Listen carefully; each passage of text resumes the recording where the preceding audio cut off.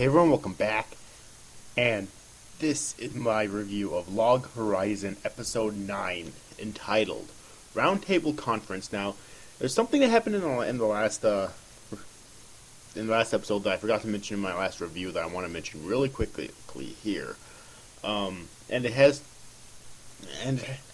to do with how in the fuck did those kids contact Shiro? That's something I just don't understand. It did not explain it. How the fuck did they contact Shiro when they're being under nearly constant watch by their guild? I mean, or did he somehow contact them without him knowing? But it would have been nice if they would have explained this, you know. Anyways, before I get into the summary of this episode, I also want to mention that I'm glad that it seems like the series is finally starting to pick up now, meaning Shiro and the others are finally starting to address a little bit, at least a little bit, the whole situation, the whole conflict of the series, which I think is supposed to be the simple fact that they're stuck in this world and they can't get out, they can't log out, you know. That's supposed to be the conflict of the main conflict of the series, I'm pretty sure. And it seems like that they're finally starting to address this.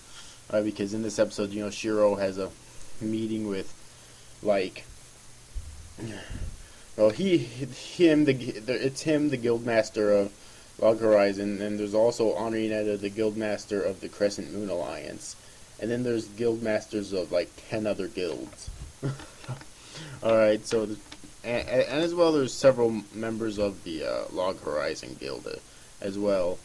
And there's also, what's her name, Marielle, who's in the Crescent Moon Alliance, but other than that, it's just the guild masters, though. Alright, but anyways, though, enough about that, on to the summary. The Roundtable Conference begins as the Masters of Akihabara, most influential guilds, gather at the city's guild building.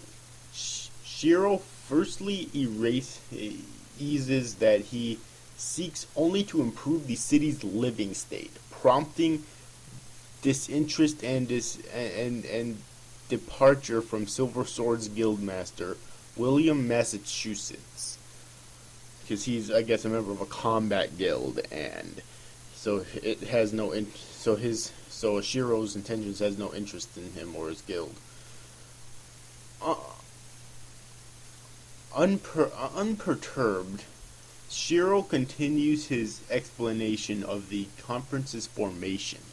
Elsewhere, as the Hamelin captives prepare to escape, Shiro mentions that the EXP pot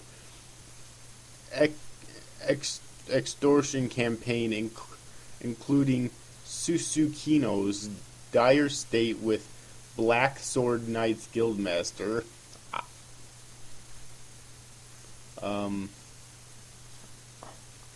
Isaac, arguing the lack of laws in the world. DDD's Guildmaster, Krusty, asks of a guild's fate should they refuse the laws, to which Shiro proposes harsh sanctioning. However, Honesty's Guildmaster, Ian, along with Isaac and Krusty, argue of the agreement's flaw should they refuse to cooperate, with Isaac even threatening war. Shiro then plays his trump card and reveals his acquisition of the guild building using the 5 million gold, and counter-blackmailing the guilds over his absolute control of their affairs.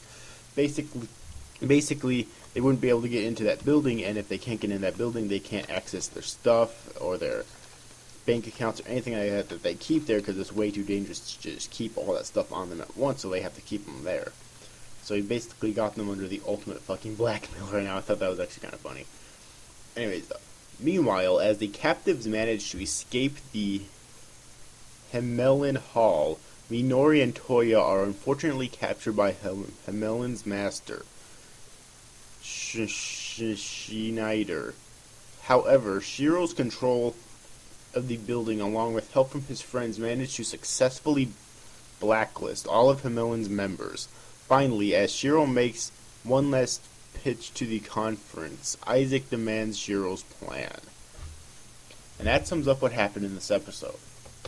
So, like I said in my last episode review, I still think that the most interesting thing about the series so far is what happens with those children. Honestly, because I don't know, that just seems to me like it's the most interesting part. All right, because I mean, it's like, yeah, they're starting to, I guess, buckle down, and that is, the guilds obviously are starting to finally buckle down and address the bigger issue here, which is how the fuck do they get out. But even then, like, they haven't really addressed that directly yet.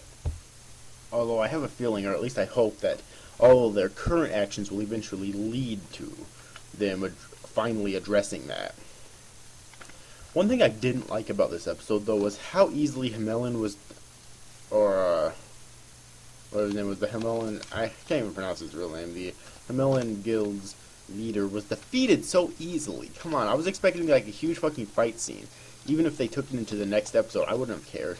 But seriously, that was actually kind of pathetic when you think about it. I wasn't a fan of how that ended at all.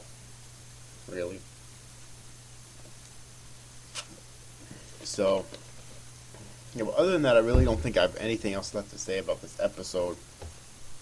Like in the last episode, there wasn't a whole lot of talking, there wasn't a whole lot of fighting. It was mostly talking, and the talking isn't bad, but it wasn't great either.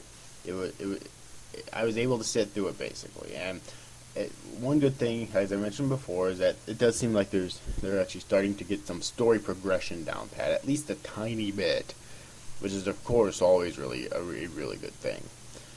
So, yeah. But anyways, overall, hope you enjoyed this review, guys. These after guys, thanks for watching. Bye bye.